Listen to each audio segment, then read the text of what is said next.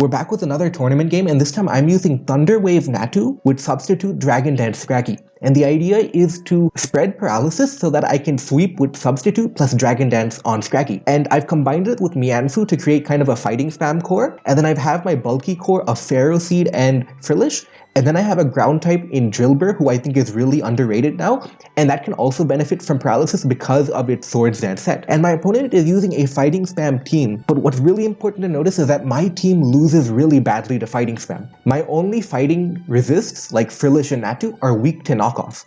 So Mianfu is a problem because of its knockoff. And to make matters even worse, Scraggy completely 6-0s my team if it gets the Dragon Dance off. And that is a big if. So it's all about this concept called tempo. If Scraggy can get a Dragon Dance up, it wins.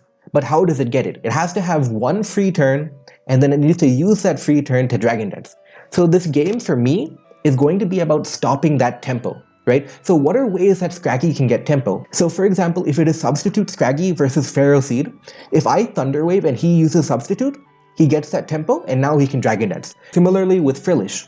If I use Will-O-Wisp and he uses Substitute, then my Will-O-Wisp fails and he can Dragon Dance next turn and I'm going to get swept. So my only option is to stop Scraggy from getting that tempo.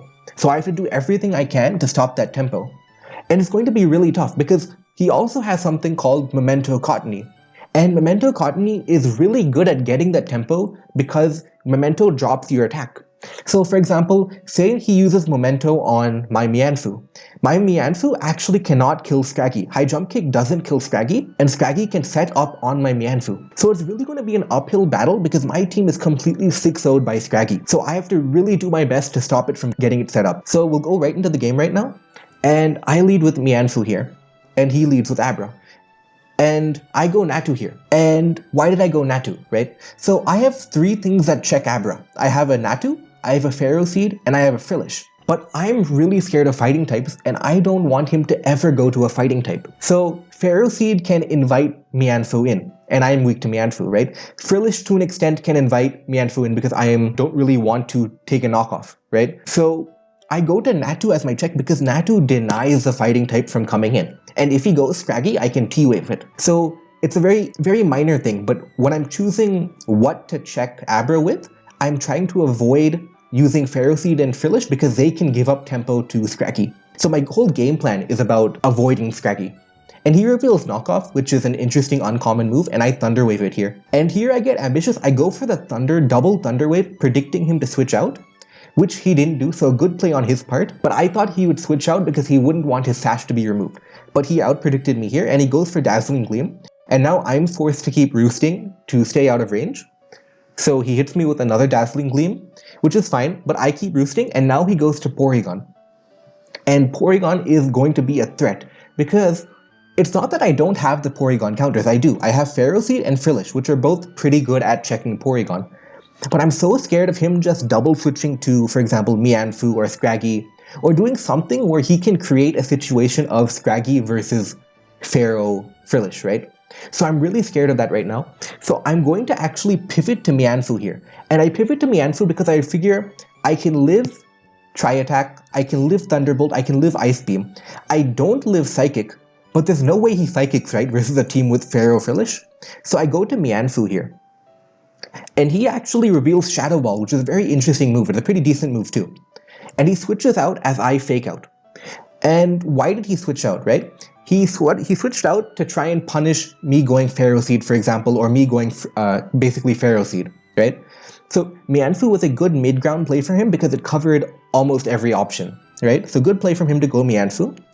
And now I stay in and we both trade Knockoff. And he could have high jump kicked, but I bet that he wouldn't high jump kick because of my Frillish in the back.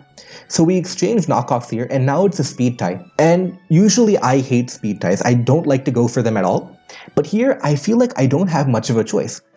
I really don't want to have to switch out here because I'm so weak to Mianfu.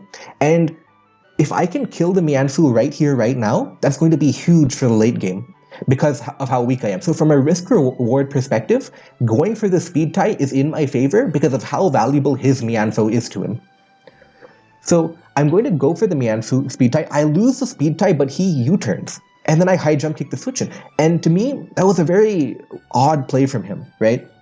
If you we're going for the speed tie, high jump kick and go for the win. And if you predict me to switch out, just knock off, right? If you predict me to switch, knock off the frillish maybe. But U-turn was kind of the worst of both worlds, because even if you win the speed tie, you don't get anything out of it.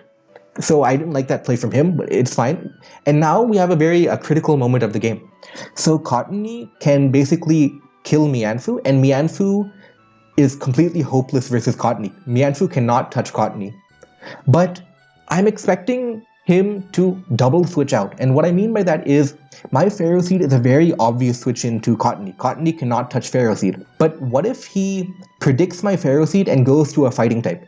And remember that situation of Scraggy versus Pharaoh Seed. I'm in a lot of trouble if I give up the Dragon Dance. So what I decide here is that I'm going to make a very aggressive play, and I'm going to predict him to predict me. And I'm predicting him to switch out. So even though Mianfu is completely walled by Cotonee, I decide to stay in. And he goes Mianfu, and I high jump kick the fairy type, and I get the kill on Mianfu. And that is huge right now. So 1 out of 2 done. I'm really weak to fighting types, but I've removed 1 out of the 2 fighting types.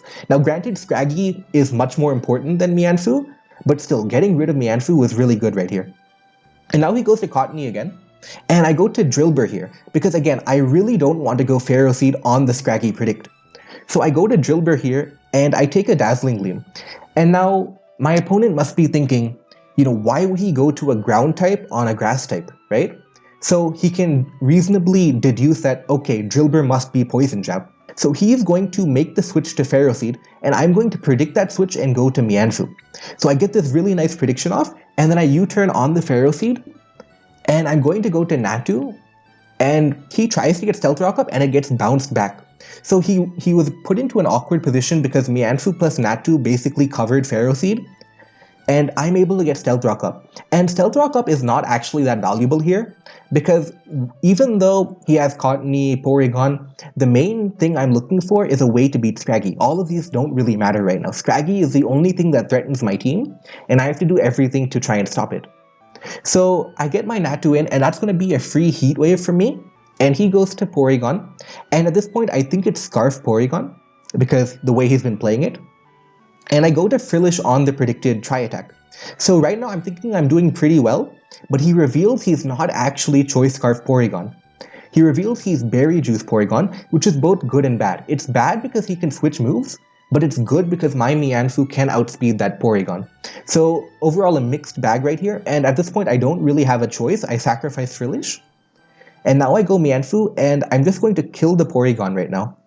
So right now I'm doing a good enough job of keeping the Scraggy from setting up, which, as I said, and I'm going to say many times, the Scraggy is the most important thing of the game. I have to keep it away from setting up. I can do anything else except let Scraggy set up. And now he goes to Cotonee again. And again, it's a very tough situation. If I go Pharaoh Seed and he goes Scraggy, I can lose the game on the spot. So I have to be really careful about how I handle this Cotonee. So I go to Natu as a try and mid-ground it, because Natu can cover Scraggy with T-Wave, and I can potentially be faster than Cotonee and roost on it. So I decided to mid-ground to Natu, and notice how I didn't go Pharaoh Seed all game. That's how scared I am of Scraggy. And he defogs here, gets the rock stuff, that's fine. He uses Tailwind, which is an interesting move that I've never seen before. But it makes sense in the context. Cotonee wants to set up Tailwind and die. And at this point, I basically know Cotonee is going to be Memento, but I'm not really sure how to handle it. He uses Dazzling Gleam, which doesn't kill me, and I roost up. And at this point, he uses Memento, and now I use Thunder Wave, it doesn't work. And this is the critical moment of the game.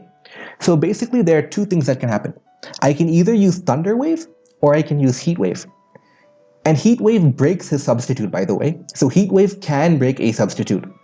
But what happens, right? Say I Thunder Wave and he uses substitute. I lose the game immediately. But say I Heat Wave and he uses substitute, right? If I Heat Wave and he uses substitute, I win the game now. Because Heat Wave can break substitute, his Tailwind will run out, and then I can Thunder Wave the next turn. So it becomes almost a 50-50. Do I Thunder Wave or do I Heat Wave, right? And it's a very tough decision, right? And I don't even know if he has substitute or not. But I'm thinking that he has to be substitute, right? Because this whole this whole drama of using Cotonee for Memento. Typically, you use Memento with Substitute because you use Memento to make attacks weaker, and then you can substitute on that weak attack. So I'm definitely expecting Scraggy to be Substitute, and it's kind of a 50-50. Do I Thunder Wave or Heat Wave, right? So he Dragon Dances, and I use Heat Wave. I get the prediction wrong, and now it's over. I cannot beat Scraggy anymore. And as I find out later, he didn't even have Substitute. So if I used Thunder Wave, I would have won the game. But now it's just going to be the Scraggy show. I spent all game trying to stop the Scraggy from setting up, and at the end it came down to a prediction and the Scraggy set up. And ultimately I lose this game, and the reason I lost is because I just got outbuilt in the builder. His team was better than mine. I liked his combination of Scraggy and Cotonee.